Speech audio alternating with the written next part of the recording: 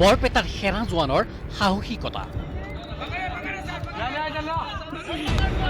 নিজৰ জীৱনক তুচ্ছ কৰি জাপ দিলে নখন্দা নৈত উদ্ধাৰ কৰিলে পানীত পৰা এগৰাকী মহিলা বৰপেটাৰ পাটবাউসীৰ ঘটনা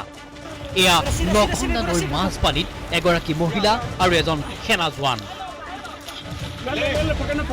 নখন্দা নৈৰ মাছ পানীত সেনা জোৱানজনে প্ৰাণপণে চেষ্টা চলাইছে মহিলাগৰাকীক উদ্ধাৰৰ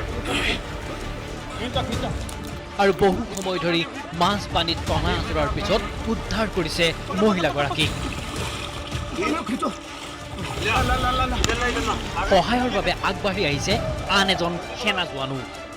অৱশেষত উদ্ধাৰ হ'ল পানীত পৰি ককবকাই থকা মহিলাগৰাকী নখন্দা নৈৰ দলঙত এই ঘটনা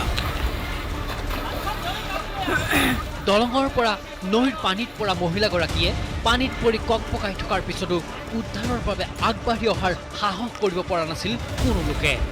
মাত্ৰ চাই ৰৈছিল চটপটাই আছে এগৰাকী মহিলাই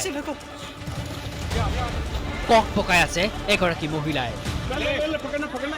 কিন্তু সমীপতে থকা সেনা চাউনীটোত খবৰ পোৱাৰ লগে লগেই আগবাঢ়ি আহিল সেনা জোৱান নিজৰ প্ৰাণক তুচ্ছ কৰিও অশোক নামৰ সেনাৰ হাবিলদাৰগৰাকীয়ে জাপ দিলে নখন্দা নৈৰ পানীত উদ্ধাৰ কৰিলে মহিলাগৰাকীক তুৰন্ত আমাক আৰ্মি কেম্পত ইনফৰ্মেশ্যন হোৱাত আৰ্মি জোৱান আহি পালে ইয়াতে মানে তিৰোতাজনীক উদ্ধাৰ কৰিলে আৰু ইয়াতে বহুত চিভিলিয়ানে এনে কাঠিয়া দি আছিল কোনেও সাহস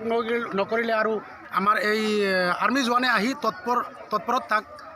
উদ্ধাৰ কৰিলে অশোক হাৱলদাৰ সিঙে পানীত নামি জাম্প দি কেনে তিৰোতাজনীক উদ্ধাৰ কৰে আৰু লগত লাইক্ৰম আছিলে আৰু আছিলে হাৱলদাৰ আছিলে আৰু লগত সেনাৰ এই উদ্ধাৰ কাৰ্যক প্ৰশংসা কৰিছে স্থানীয় সকলোৱে অৱশ্যে জানিব পৰা হোৱা নাই মহিলাগৰাকীৰ পৰিচয়